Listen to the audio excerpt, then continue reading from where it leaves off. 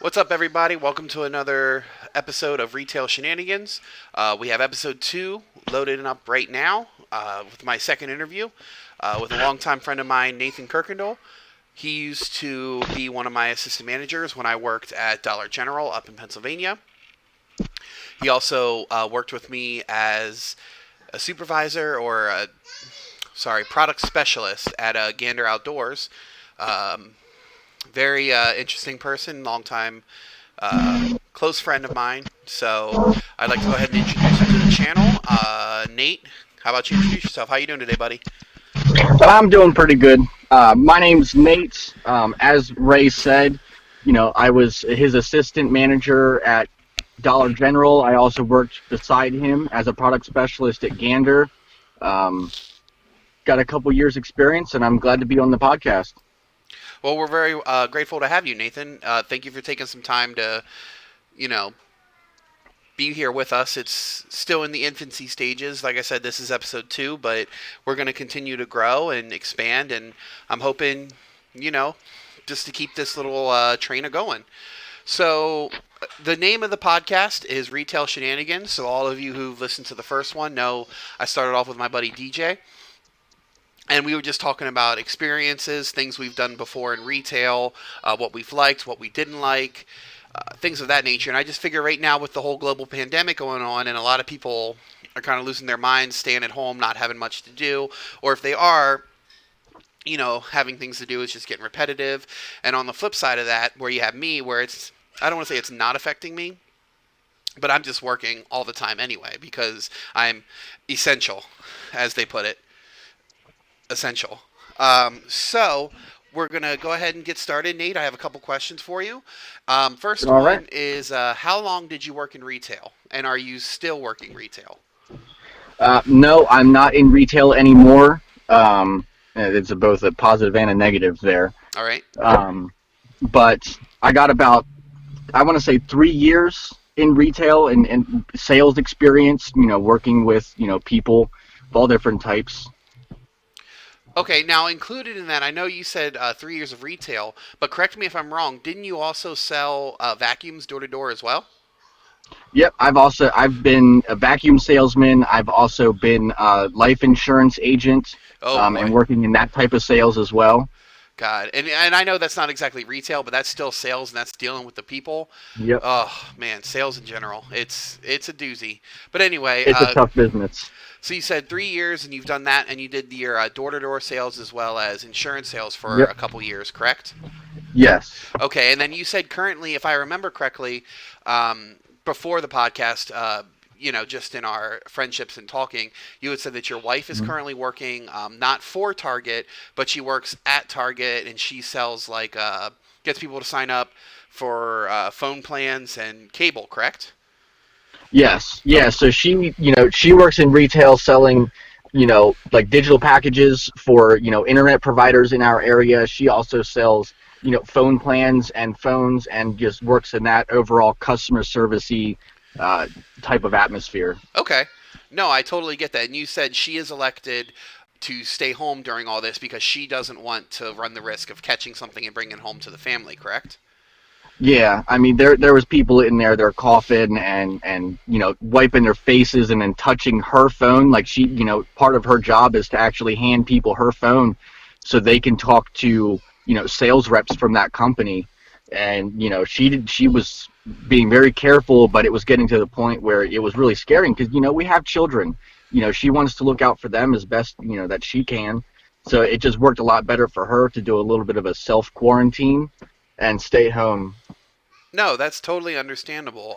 They they're not obviously probably not paying her, but I mean they're giving her the option to come back once things start to settle down, correct? Or Yes. okay. Um, so they did give her the option, to stay home and then come back Okay. in time, and we're just kind of, I guess, waiting on things to calm down, through all this crazy Corona crap. No, no, no. I totally get it. Like I mentioned earlier, I'm in part of the, you know, essential where we have to work, and I don't even want to use the word have to because I don't want to sound like I'm ungrateful or anything because I'm furthest from that. Like I said, I love what I'm doing, It's just it's it's a really touchy subject. I mean, because there's obviously that's people that are concerned and that are scared, but you definitely 100% have people that are just going to take advantage of the situation and, oh, Right, I'm of not course. feeling good today, I'm not going to come in for a couple days, blah blah blah, which again, I'm Hmm. not, holding that against anybody. I'm just saying, when you work in this kind of business, you can kind of tell, pardon me, when people are really just taking advantage, or if then on the flip side of that as well, when you get people that are genuinely worried, like you said with your wife, and that is fully. I mean, I'd be pissed if somebody Hmm. came up to me, coughing, wiping themselves, wiping their face, and then touching my phone. Like, that's disgusting. Point Right. exactly. I told you about something like that happened where a lady coughed all over her money and then handed it to me, and I was blown away. I was like, "Do you not understand that we have a global pandemic going on right now that's transferred through the air and through touch by like all this coughing and touching your face, and how fucking dirty money is, and you're just gonna Yep. and hand it to me? What the hell, man?" Money is disgusting anyway, Oh my because god. money doesn't go to, the laundromat, Right. except for by accident. So of course, money's already disgusting as a toilet, and then you have people coughing on it, and you don't know what they've got Oh going my god, on. yeah. Well, it's just like I know I've told you this before. I don't know the exact percentage or the exact statistic, but there's a statistic that, again, I'm probably butchering the statistic, but I'm sure it's like 60% of all $100 bills have traces of cocaine on it. Like, Yeah. and that's the stuff you're gonna put in your Hmm. mouth, or even worse, in your bra, and then nope, Right. nope, no, thank you. Anyway, so moving on, the Yep. so my next question for you is, what was your first retail job that you would consider solid retail? Um, I would say probably, in Dollar General. I had sales experience at that time, but Right. not on the retail side of things. So working at Dollar General was probably my first and biggest learning experience dealing with, the public. Um, and that was what, 3, 4 years ago, I Okay. would say. Um, I enjoyed it. I enjoyed working there. Mm. It was just a I lot of think. craziness. Oh my God, yeah. And Dollar General is one of those companies where if you're, it's hard to explain. Where if you're not the manager, it's not so bad, but if you are, then it's kind of not so Yeah. good. As you know, we've Yeah. talked about that plenty of times. But that's not why Yes, we're we here, have. unfortunately. I mean, we're all Yep. here to talk about retail, but not about a specific company. Hmm. So that'll kind of segue into my next question, which is, Hmm. what is your best memory of retail?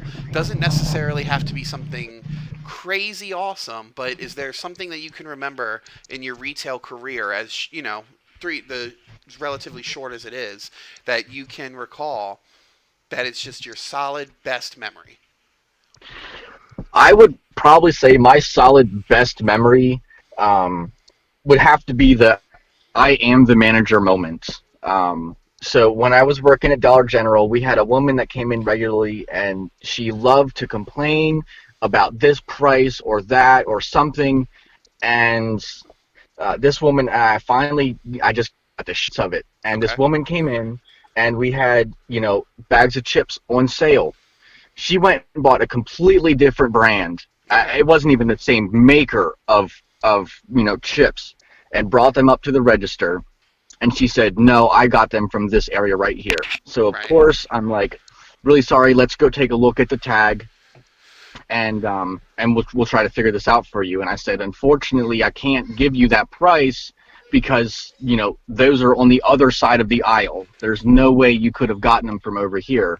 And of course, retail. I didn't actually say that. I wish I would have, but I said something along the lines of, unfortunately, I won't be able to do that because it's a completely different manufacturer, different type of everything.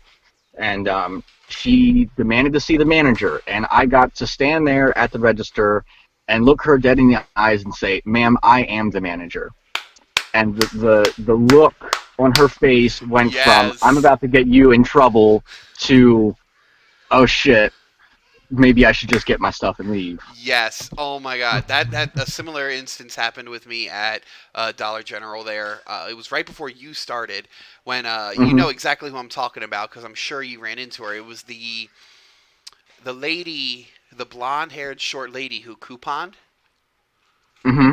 Yep. She had a coupon for Charmin, but she was getting the wrong size roll.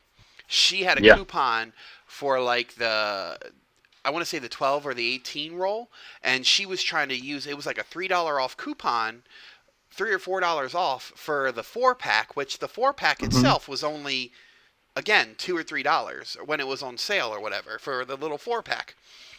Hmm. So she was trying to use it to get money back, and she's like, "Well, I do this all the time. You don't know because you're new. Blah blah blah. I need to speak to your manager." I literally looked down at my name badge, showed it to her, said, "Ma'am, I am the manager." She said, "No, you're not. You're too young to be the goddamn manager. I want to speak to the manager." And I said, "Ma'am, that's me." I said, "There's nobody else here that can speak to you." I said, "If you don't like it," I said, "there's nothing else I can do for you. I can give it to you for this price and show you the product that is correct that goes for this coupon. But other than Yep. that, there's nothing else I can do for you." And of course, she wanted to go on and on. I said, "Ma'am, this is not the time or the place." I said, "So you can either finish your transaction or I can ask you to leave." Eventually, she Yep. left and she came back. She would still periodically come back as pretty much when I wasn't there to try to get over on things. But I pretty Yeah. much I told everybody like make sure you're doing her coupons correctly. Do not if it does not match and it doesn't work, do not override anything for her whatsoever. Yep. And I was just adamant about not allowing that whatsoever. Right. And I got to know her as well because I know exactly who you're talking about. Being that we worked in the same location, I got to know her pretty well, and was try to be very friendly with her, and basically I told her, look, if it doesn't scan, I'm not pushing it through, Right. and so I would scan it. If it went through, I would accept it perfectly fine. Our system allows that. If it didn't scan, unless it was an actual like invalid whatever, the barcode wasn't right or something, so long as everything matched fine, I would push it through. But if it didn't match, I learned very quickly to look at every single coupon she brought in, and she would bring hundreds. Oh my God, yeah, and that's the thing. Like, and hopefully, even after I no longer work there, I hope that whoever was above you, or at least was there helping, was at least taking your guys' side because that's the biggest and quickest way to lose your people is for your boss and the people above you not to take your side. Like, I understand we most of Hmm. the time. There's the customer's always right and a customer first attitude. But I mean, there are times when you just have to look Hmm. at the bigger picture and be like, look, this person is just trying to work and work and work the system. I mean, even for 7-Eleven, they tell us, Yep. we don't want to lose the customer. We want to do this and do that. But at the same time, it just gets to a point where they're trying to take advantage of you and your people, and you gotta Yep. put your foot down. So I'm really Yeah. I'm really And happy and that you were able to do that, that you had that moment because I know that it's memed a lot, hmm. and a lot of people who work retail dream about that, and that's like a Hmm. pinnacle, like that's like Yes. a pinnacle of something that you want to do or to be able to have happen, and that's fantastic. I'm very happy that happened. So Yeah, on and the like continue, this is sorry. probably one of the most satisfying things for me in retail is just being able to look at her and say those magical words. And I'm sure in the end you threw in bitch. Maybe under my breath a little bit. Of course, so she wouldn't hear you. So of course that Yep. segues into the opposite part of that conversation. So question number 4 then is, what is your worst retail memory? Worst thing that's happened to you, whether it be something extremely bad or just something that affected you negatively. For me, Um. one of my biggest ones that I try to not bring up too much, but my worst retail memory has to have been when I got robbed. When my first 6 months at working at 7-Eleven, not 7-Eleven, I'm sorry, working at Turkey Hill up in Pennsylvania. Of course, I Yep. don't know, pretty sure you remember I worked in the city, and I always worked the Yes. late shift. I would work either 2 to 12 or 12 to 12, and the night the guy came in and robbed us, you could tell he was drugged out of his mind, didn't know what he was doing. I mean, it was Hmm. probably the scariest instance of my life, and I'm not even afraid to Yep. to say or admit that. And I've had people that Right. Oh, well, you shouldn't have been scared, blah blah blah. But you know what? Everybody's different. Those are, Everybody's yeah, those different. are the ones you got to be scared of the most. Right. The ones who are all out on messed up on drugs and are really fidgety and stuff like that. Those are the scariest ones. Because you never know what they're going to do. They might not get as much money as they thought and pull the trigger just because. Oh my God, yeah. We So had I like can understand exactly why you were scared, out of your mind because of that. oh my God, yeah. And then the dude, like I said, he was so high out of his mind that when he left, he fell out of the door. So I can kind of look Mm. back and laugh at it now, but the dumbass, his pants fell down and he fell out the door, dropped money by the door, and then fell again. Like I saw it later on footage, because obviously I was Mhm. standing still, not doing anything. But he fell Right. again by the dumpsters that we had on the side of the building. So altogether, he got from both registers maybe $80, and the dude dropped about 30 of it from the door to where he left the property. Oh man, that's fantastic. Right, and granted, I At don't least you know. got a little bit of that karma. I know, and I don't know if they ever got him or because I never really did much more investigating on it because I didn't really want to keep bringing it up because it was traumatic, so I didn't want to keep Of reliving course, it. of course. But I'm hoping that I hope they got him and or that at least whatever he needed that $50 for, it was worth him having a look over his shoulder now. Right. Yeah, and I would say that my worst, retail experience probably wouldn't be, you know, anything like that traumatic. Obviously I can't trump that story, but Oh, but that wasn't meant to be my, like a oh you have right, to I compare it to got you. I this. understand. Um, my worst would probably be the one time, again, at Dollar General, of course. This woman came in. She loaded her cart up with some of the most expensive things in there. Some $15 candles, a $50 drone, food, all types of different stuff, along with this giant Santa Claus that was Right. like 3 feet tall. Oh my God. She loads her cart up and she walks that right back to her house because she lived real close. She walks it back to her house with this big ass Santa Claus in her cart, comes back, drops the cart off, and puts the Santa Claus in front of her house. Well, of course, we realize that the Santa Claus is missing and no one sold it. So, So, um, wait, hold on. we, Not to interrupt you, but so she mhm. stole all that shit. Yes, Just she just loaded up walked her right out the cart front and door. walked out. Yep, just walked right out the front door. Yep.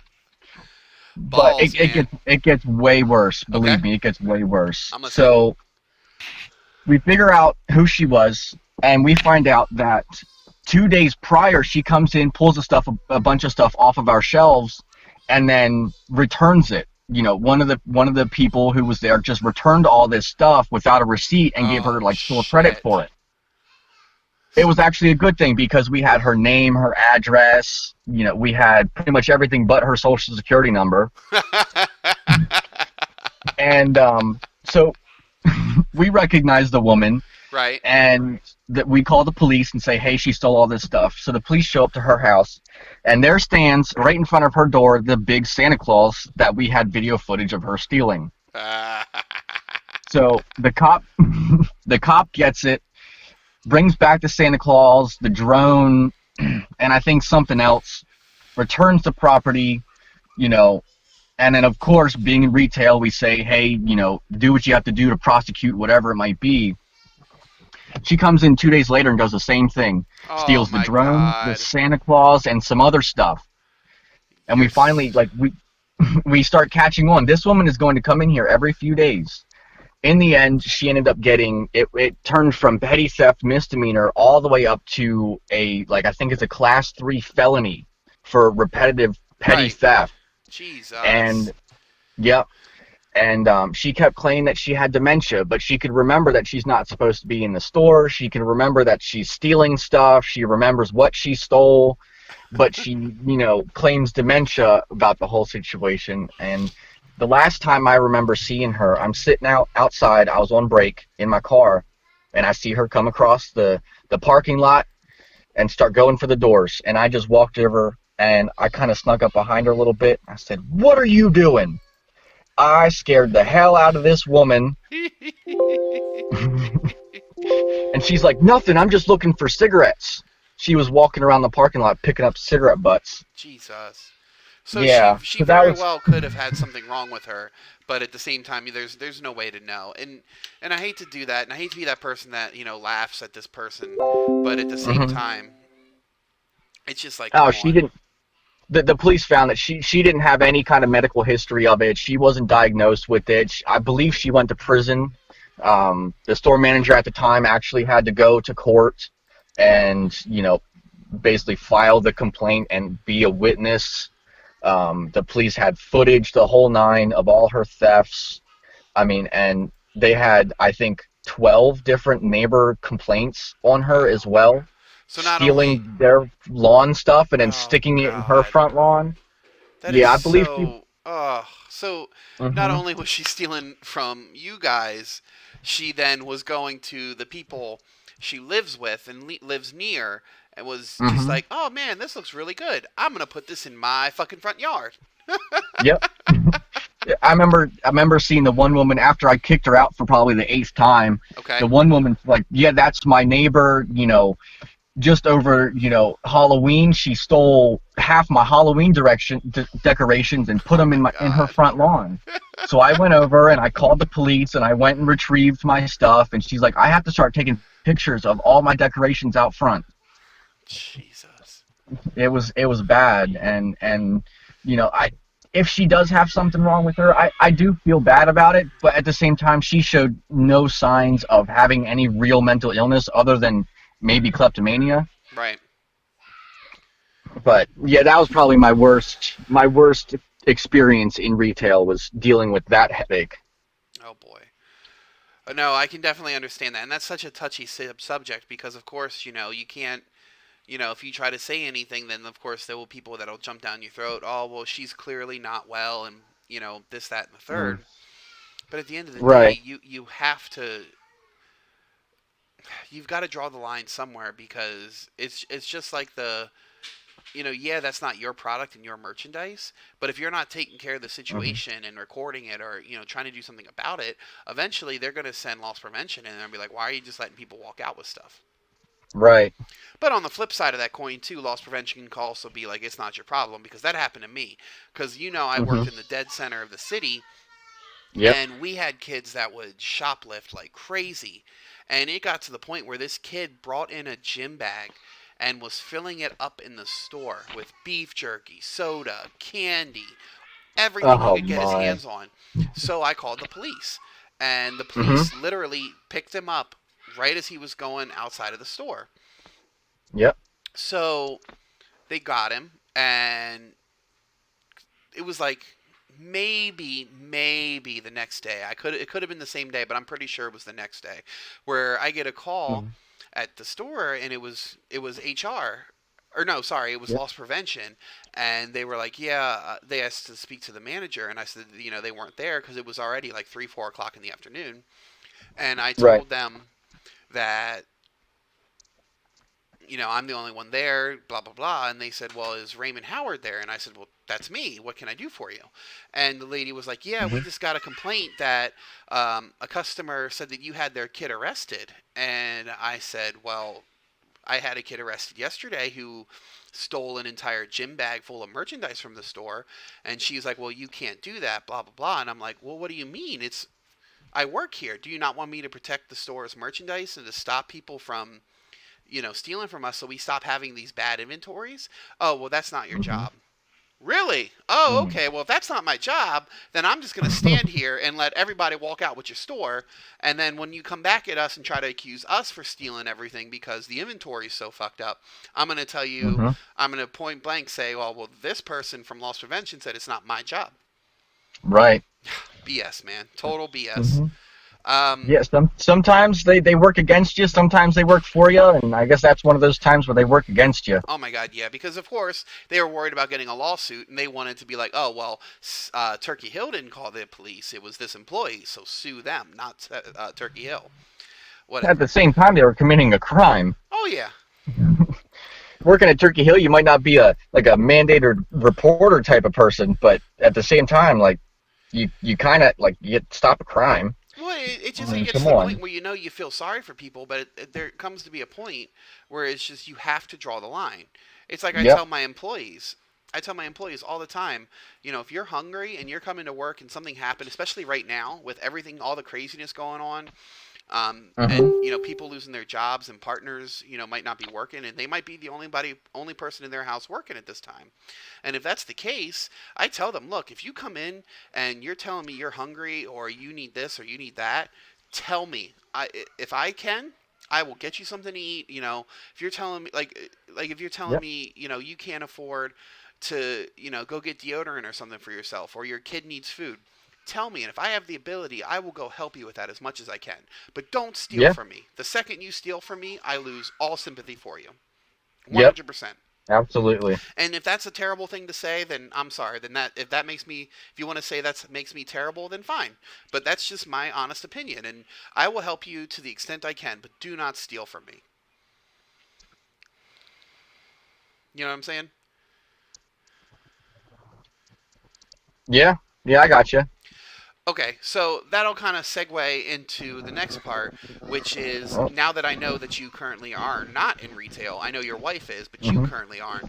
Would Right. you ever consider going back? Um, it would really depend on what it is, to be honest. Okay. Going back into retail for me, it would have to be something I'm really passionate about. I loved working at Gander Outdoors, Hmm. being able to, work with firearms and hunting gear and of course the fiction department, which I oversaw. Yeah. It was, a lot of fun. And I think that if I were to want to get back into retail, I would have to be working in like a gun shop or a fishing shop, something like that. Oh no, most definitely. It was.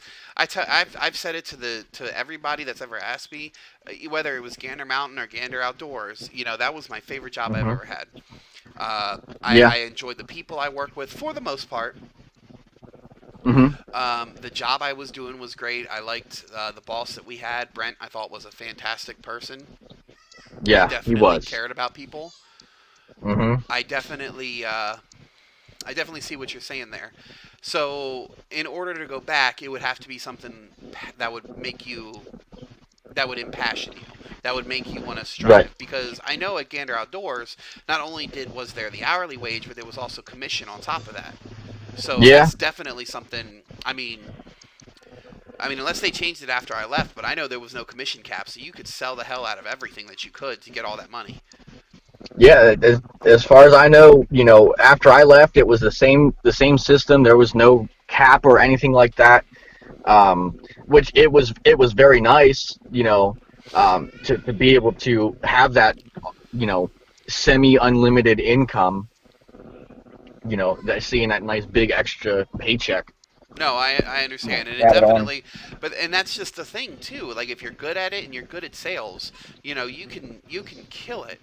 But if you're not, Hmm. then it can really put a drag. Because I know for a while there when I worked there, I didn't focus too much on the commissions until you know, I forget what it was. I don't know if it was Brent or somebody. I don't. It could have just been somebody talking shit. Just in a good way.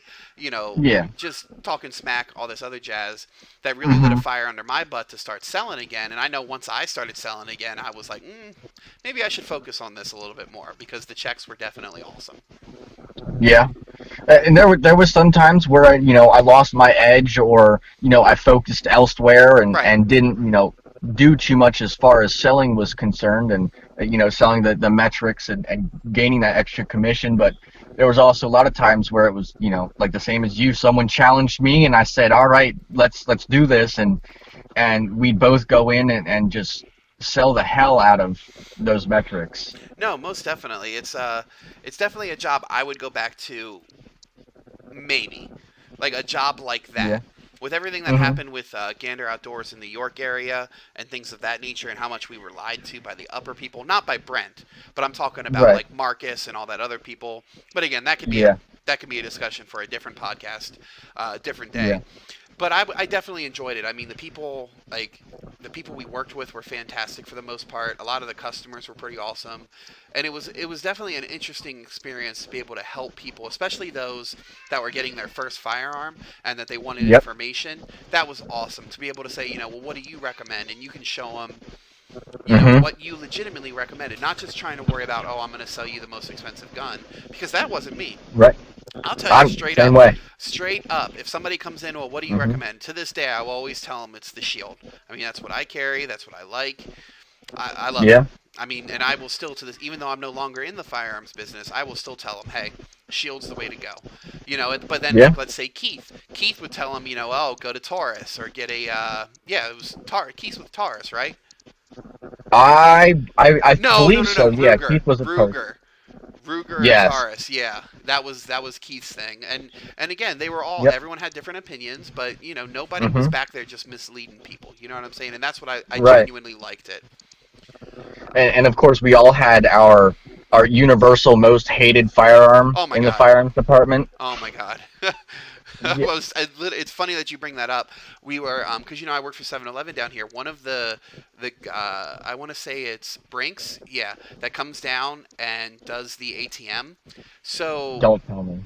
Oh no. Go ahead. he works down there. He is a really awesome person. I was talking to him, Yeah. and he works for Brinks. A buddy of mine who works in PA, he still works for Garda, or I think it's Garda.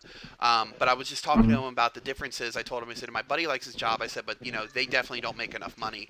I mean, they definitely are dealing with a lot of money, and they have to be armed and go into all these places like banks and pick up all this money and deliver money. So I definitely don't Hmm. think they make enough money. And I was telling him about that. So I asked him, what's your preferred sidearm? And he's like, well, Brinks provides them a sidearm, which is pretty cool. Hmm. That's really cool. And of course they still have to go train, like be they have to go test their accuracy at a range and get Of course. qualified to actually work there, which is 100% agreeable. I think that's Hmm. entirely smart. I think if you're going to be armed, you need to be trained. Of Robert course. Of Robert course. Blakely, who I'm going to have on this show in an episode or two, that's his biggest thing. Is he always says, "Get armed, get trained, be prepared."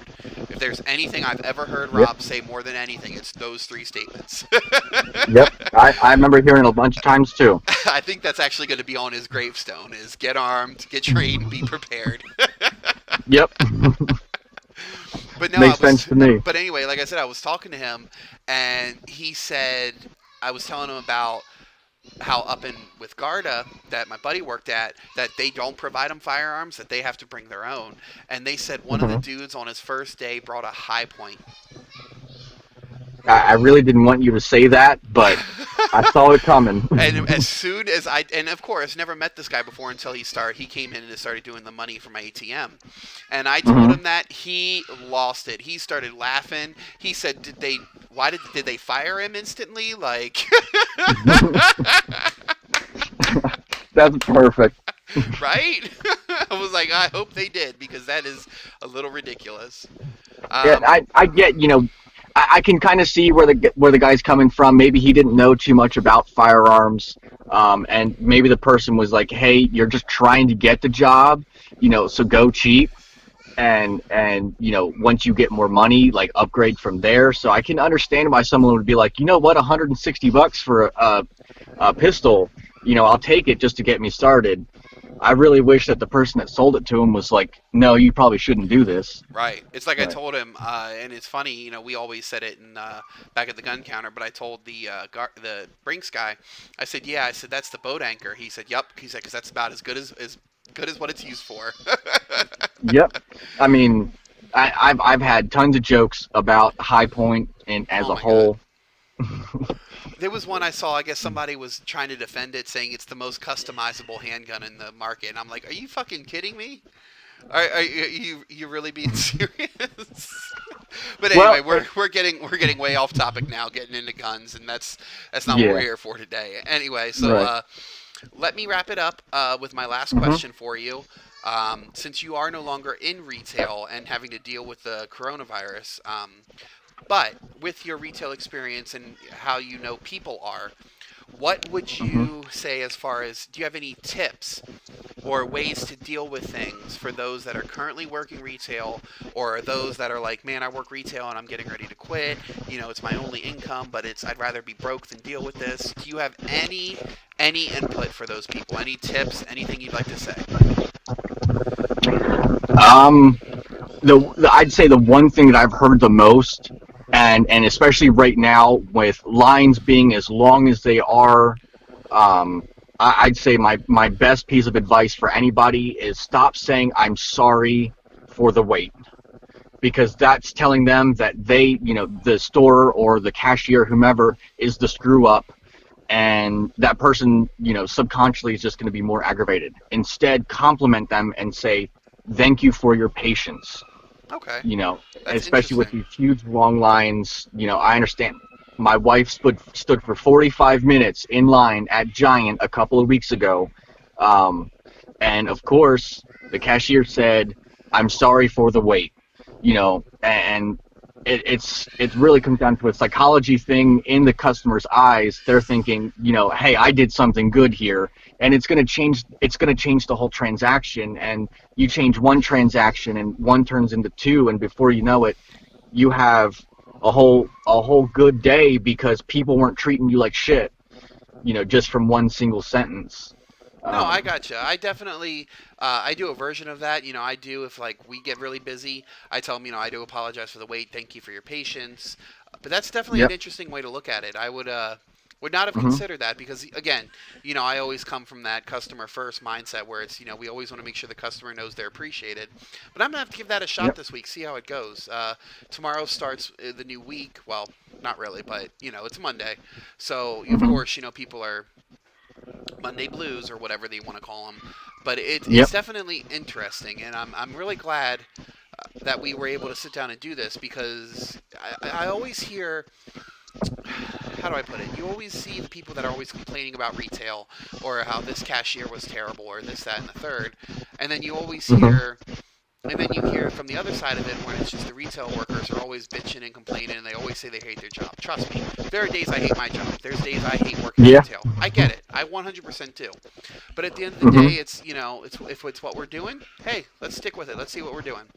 And Yeah. it's definitely good that I'm trying to provide here a platform for people to discuss their thoughts and experiences, and I'm really hoping we can give a lot more people that option here. So I really appreciate you being on today, Nate.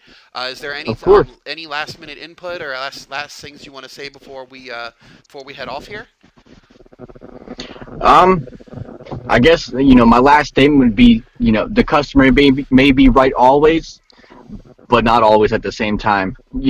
Just be patient with people, and just throw them that compliment. Just throw them the compliment, and just say thank you for your patience, and have a nice day kind of mentality, and it could bring your day up just because people aren't treating you like shit.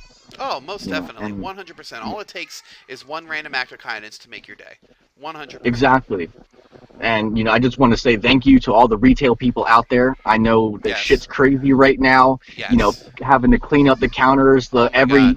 5 minutes or after every customer, depending on where you work, and wearing Yeah. masks and gloves and everything else. I just So really appreciate what everyone's doing right now. Oh my God, yeah. Not to like add something else to it, but here at 7-Eleven, especially down here in Texas, I don't know. I mean, it's probably company wide. We wear gloves, we wear masks. They Hmm. just sent us shields to put on our head to have like a shield down over us. Every Yep. hour, we sanitize the bar area, we bleach the counters, we sanitize the gas pumps, soda fountains, everything like that. There's no Yep. refillable cups. If you want a soda, you got to get a brand new cup of coffee. We have Yep. no self serve food anymore. We give everybody everything. It's nuts, man. Um, but I really Yeah. appreciate you coming on. I had a Yeah. really Thank you good for having time. me. I definitely think this is definitely a great spot for everyone to just come and talk about their retail experience. We can try to expand the brand and try to let people know that retail workers are just the same as you and me. I mean, like I said, I've been Yeah. in retail my whole life, and I wouldn't have it any other way. It's how I provide for my family, and I'm having a great time. So, to everybody out there, this has been Retail Shenanigans, episode 2. Again, with my guest today, Nate Kirkendall. I think we had a great time today, and definitely think we're going to have him on the show again at some point. So please make sure if you enjoyed, like and subscribe, and let us know what you think in the comments. Have a great day.